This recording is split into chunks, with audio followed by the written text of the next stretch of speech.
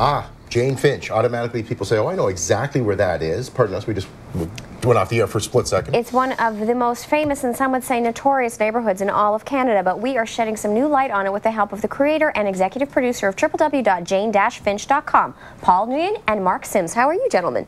Hi, we're good, thanks. Welcome to the program. Good. Paul, tell us what the inspiration behind this website is. Well, I mean, I grew up in Jane and Finch. I had a terrific upbringing there, and I just wanted to express the reality behind the neighborhood. And by doing that, I decided to create a website to showcase all the positive aspects of the neighborhood, living there, working there, going to school there. The sense of community that, you know, you get from yeah, we wanted to get out, you know, a positive word and to show people what the true Jane and Finch is.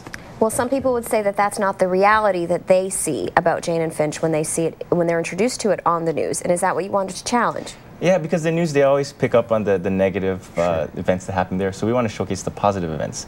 I mean, there's so many community organizations and events and all things going on there and festivals. So we wanted to basically highlight that. And if the media doesn't come down and they can't make it to cover that event, then we'll go there, cover it, and then put it online for everyone else to watch. And Mark, is that how you're involved? What is your executive producer role in the website? Basically, my role is I recruit a lot of the youth in the neighborhood, and I get them I encourage them to make their own videos, like TV shows or comedy shows, movies, teach them how to use cameras to make their music videos for their friends, say, for instance. Right. What the site is, basically, it's a way for people, young youth in the neighborhood, to come out and get active, make their own projects, or learn how to make their own projects, if it may be. Basically, we've been doing this for about 2 years now, and we've noticed a huge outcome in a lot of the youth in the neighborhood, because a lot of people don't have the opportunity to go out there and make their own movies or music videos. So we give them that opportunity, and I help to recruit the people for that. Did you grow up in the neighborhood yourself? Yeah, I've been growing up in the neighborhood for 24 years. Great. Now, what sort of role model did you have? I mean, here you are giving young folks a chance to be creative, and rather than sitting around with nothing to do and maybe getting into trouble, now you're giving them a creative outlet. Who was your role model? Who gave you this sort of inspiration? Actually, me and Paul, we started this whole project, getting into the whole movie industry when we were kids, when we were 13 years old. Really? And that's what kept us out of trouble. We had no role models, but I guess our role model was the camera. And that's what we were trying to instill into a lot of the youth in the neighborhood. Because we were so busy wanting to shoot movies and music videos all the time and wanting to get better, we had no time to get into drugs or violence. No nonsense involved when you're trying to follow your passion, constantly trying to get access to the equipment and to make your creative endeavors happen. And now you're giving access to these young people. So what has happened in the 2 years that the website has been online? You started in 2004. It's a big list of media that you guys have been involved with there. You guys are all over the map. Yeah, well, I mean, we started off small, and I mean, we still operate from my room with a little computer.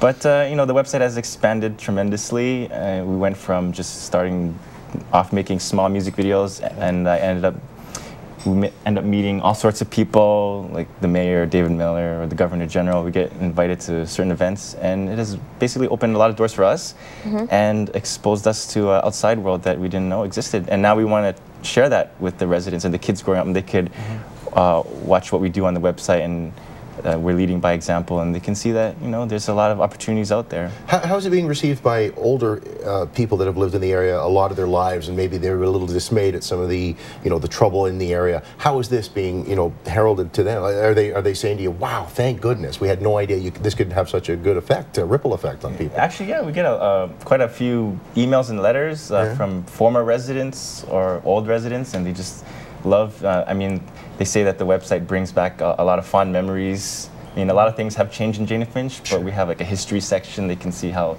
the area was, the mall was, what things changed, and it's good. It's like a really positive time capsule. Right. Yeah, the site has brought a lot of awareness to a lot of the people in Canada about Jane and Finch, letting them know that Jane and Finch is not this bad, negative stereotype that we get from the media.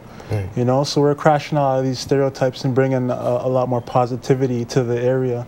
Well, it's kind of neat that you're on today, and a bit fortuitous too, because CBC is airing a special focus on this, what they were calling the troubled area, sort of. You guys were involved in the making of this piece, is that correct? Did you factor in there? We actually served as associate producers, and And yeah, well, it's showing today at 9 p.m.